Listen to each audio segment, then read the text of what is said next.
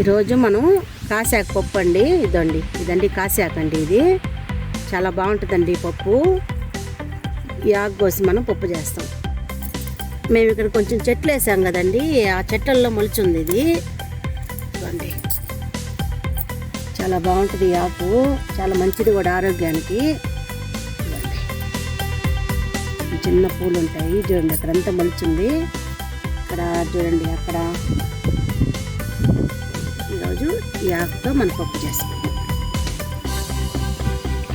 ఇదిగోండి ముల్లంగి కూడా, మొన్న ముల్లంగి వేపుడు చేశాను కదా, ఇవే ఇంకా వస్తున్నాయండి. ఇంకా ఆ పక్కంతా ఉన్నాయి చెట్లు, ముల్లంగి చెట్లు కూడా వేస్తున్నాము. ఈ ఆకు కోసుకొచ్చేసాను. కాసాకండి ఇది చాలా బాగుంటుందండి. ఇది ఒక మందులాగా పనిచేస్తుంది, కడుపుకి సంబంధించిన దానికి చాలా మంచిది ఆకు. ఇది అక్కడక్కడ మొలుస్తుందండి, తొట్టిల్లో కూడా వచ్చేస్తుంటుంది మనకు తెలియకుండా. దీన్ని మరి మీరు ఎట్లా కనుక్కుంటారంటే, ఇదిగోండి కాయలు ఉంటాయి దీనికి. ఇదిగోండి కాయలు చూసారా, కాయలు ఉంటాయి, ఇవి కూడా వేసుకోవచ్చు. ఈ పండినాయి అనుకోండి నల్లగా వస్తాయి. చాలా మంచి ఆకు ఇది. దొరికితే మాత్రం వదిలిపెట్టబాకండి, వండుకోండి. ఇది వేపుడు పుల్లగూరకంతా పనికిరాదు. ఒకటి పెసరపప్పులోనే వేసి వండుకోవాలా, చాలా బాగుంటుంది ఆకు. ఇదిగోండి మీకు చూపిస్తా ఉందండి. చిన్న పూలు చూడండి, ఇట్లుంటాయి పూలు కూడా. ఇది చూడండి తెల్ల పూలు. ఇదిగోండి ఆకులు, ఇదిగోండి కాయలు చూసారా, కాయలు చూడండి, కాయలు ఇలా ఉంటాయి, తెల్ల పూలు వస్తాయండి ఇట్లా. దీన్ని చాలా మంచి ఆకండి, ఇది వండుకోండి దొరికిందంటే. మనకు తెలియకుండానే మనం పూల చెట్లు వేస్తాం కదా, ఆ తొట్టిల్లో కూడా వచ్చేసి ఉంటుంది ఇది. ఇప్పుడు మేము దాంట్లో వేయలేదు, అదే మొలిచింది. దీన్ని కాసాక అంటారండి దీన్ని. చూడండి చాలా మంచిది, వైద్యులా పనిచేస్తుంది. వండుకోండి. ఈరోజు ఈ పప్పు చేస్తున్నాము మనం. ఈ పప్పు ఎలా చేసుకోవాలో నేను చూపిస్తాను. క్లీన్ చేసాను చూడండి. కాయలు కూడా వేసుకోవచ్చు, చూడండి కాయలు దాని పూలు అన్నీ వేసుకోవచ్చు. ఇది ఎలా చేసుకోవాలో చూద్దాం. ఇప్పుడు నేను క్లీన్ చేసుకున్నాను, పక్కన పెట్టేసుకొని ఇద్దాండి. దబ్బర పెట్టుకొని ఒక్క కప్పు పెసరపప్పు. దీంట్లోకి ఏ పప్పు వేయకూడదు, కందిపప్పు వేసినా కూడా బాగుండదు, ఒకటి పెసరపప్పే వేయాలి దీనికి. ఇది పుల్లగూర వేపుడు ఏం బాగుండదండి ఈ పప్పు. ఈ ఆకు పెసరపప్పే అంత కమ్మగా ఉంటుంది. ఒకసారి మీరు చేసుకున్నారనుకోండి ఎంత బాగుంటుందో ఈ ఆకు. మన తొట్టిల్లోనే మొలిచి ఉంటుంది ఇది, కాకపోతే మనం కొంచెం కనుక్కునేది కష్టము.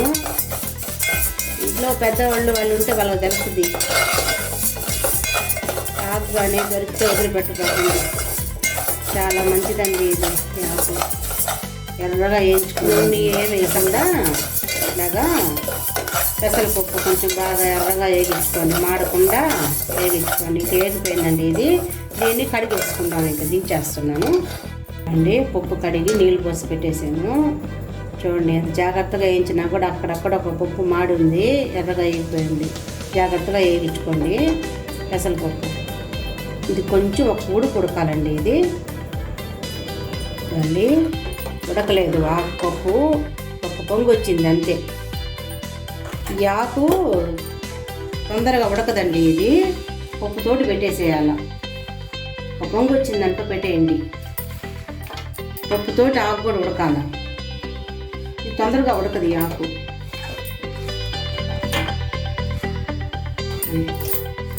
కాయలు పువ్వులు అన్నీ వేసేసుకోండి. ఇది ఇప్పుడు బాగా ఉడకాలి, కాయలు కూడా.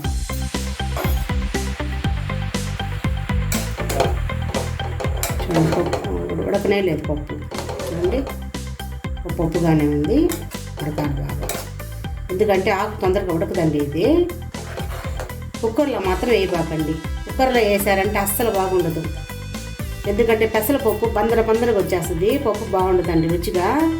కొంచెం టైం అయినా ఉడకబెట్టుకోండి ఇట్నే దీన్ని. ఈ ఆకు మాత్రం మన ఆకుకూర పప్పులా చేసుకోకూడదు, దీనికి ఒక సపరేట్గా చేసుకోవాలి ఈ ఆకు కాసాక పప్పు. చూడండి నేను ఎలా చేస్తాను, చేసుకోండి, కమ్మగా ఉంటుంది, బాగా ఉడకనిద్దాం ఉంది. ఇప్పుడు ఇవ్వండి సన్నగా తరుక్కున్న పచ్చిమిరపకాయలు, కొంచెం కారం ఉంటే బాగుంటుంది, కారం మీ ఇష్టం అండి. ఎన్ని పచ్చిమిరపకాయలు కావాలో వేసుకోండి. నేను 10 కాయలు వేసుకున్నాను, బాగుంటుంది కారం.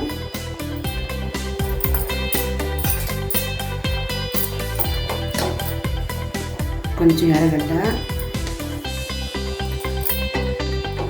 పప్పు ఉడికేటప్పుడే ఆకుతో పాటే ఉడకలేండి, బాగా ఉడకాలి.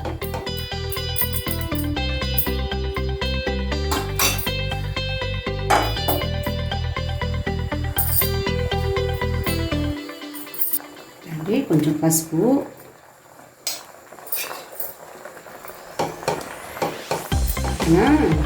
మూత పెట్టేసి బాగా ఉడకబెట్టుకున్నాం.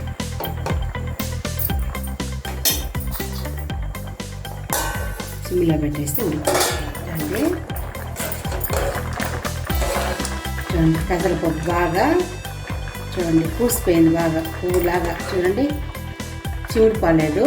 ఇప్పుడు టమాటాలు వేసుకున్నాం, ఇంకొంచెం ఉడకాలి కాబట్టి టమాటాలు వేసాం. పెసరపప్పు ఎక్కువ ఉడికిందంటే బందరగా వచ్చేస్తుంది, అందుకని కొద్దిగా ఉడకతలక వేసుకోండి, కొంచెం ఉడకబెడతాం. టమాటా సగం ఉడికిపోయింది. కొంచెం చింతపండు కొంచెం వేసాను, చాలు. చిన్న ఉసిరికాయను తీసుకోండి, చింతపండు సరిపోద్ది. కొంచెం ఉడకనిచ్చి దించేస్తాం. నీళ్ళు ఎక్కువ గట్టిగా ఉండాలండి, ఈ పప్పు నీళ్ళు ఎక్కువ వేయబోకండి, గట్టిగా ఉంటే కమ్మగా ఉంటుంది. ఒక 5 నిమిషాలు ఉడకబెట్టి దించేస్తాం.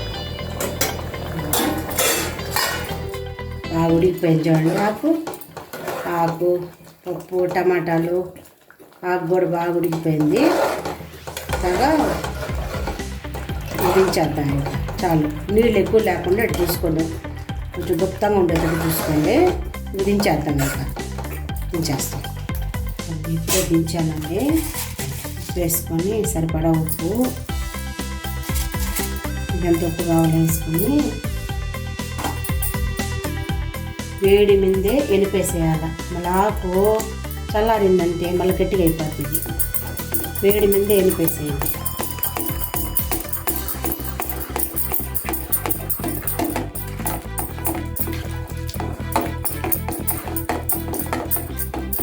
మెత్తగా వేసుకోండి. ఉప్పు కారం పులుపు అన్నీ సరిపోయింది. ఇట్టుండాలి గట్టిగా, ఇంకా కొంచెం గట్టిగా ఉన్నా కూడా బాగుంటుంది. నీళ్ళు ఏం పోయిపోకండి, కలుపుకోండి, బాగుంటుంది కూర. పక్కన పెట్టేసుకొని తిరగమాత పెట్టుకుందాం. ఇవ్వండి తిరగమాతకి జీలకర్ర, ఆవాలు, 4 మెంతులు చూడండి ఎన్ని వేస్తున్నాను, 2 ఎండుమిరపకాయలు, తిరగమాతకి వేసుకుని ఎర్రగడ్డ, తెల్లగడ్డ, కరివేపాకు రండి. నెయ్యి, తిరగమాతకి నెయ్యి వేసుకోండి, కమ్మగా ఉంటుంది. ఓకే,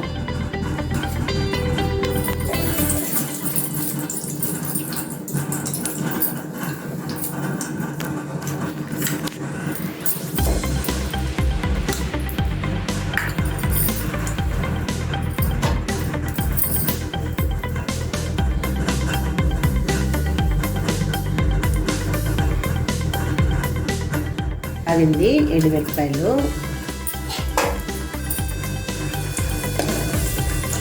వేగిన తర్వాత ఆవాలు, జీలకర్ర, మెంతులు, 4 మెంతులు వేసుకోండి, ఎక్కువ వేసుకోవద్దు. మెంతులు ఒక వాసన అంతే, మెంతులు వేస్తే మంచి వాసన వస్తుంది.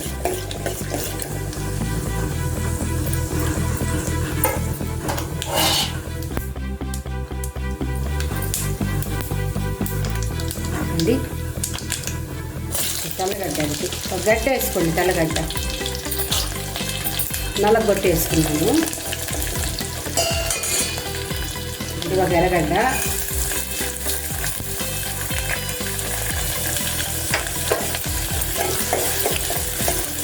అది ఎర్రగా వేసుకోండి.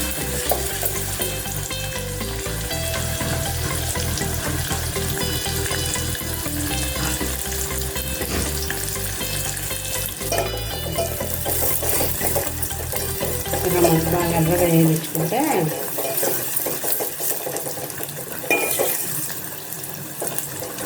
యాగనిస్తాం.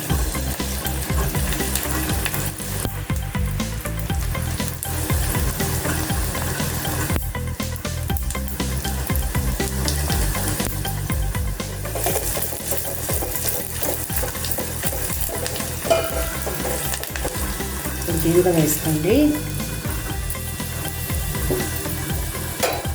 కరివేపాకు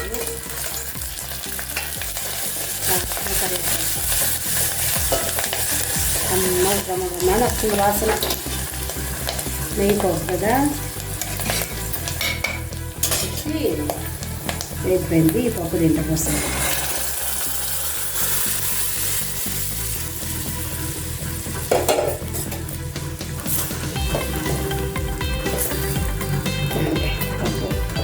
కమ్మగా ఉంటుంది తెలిసి పప్పు.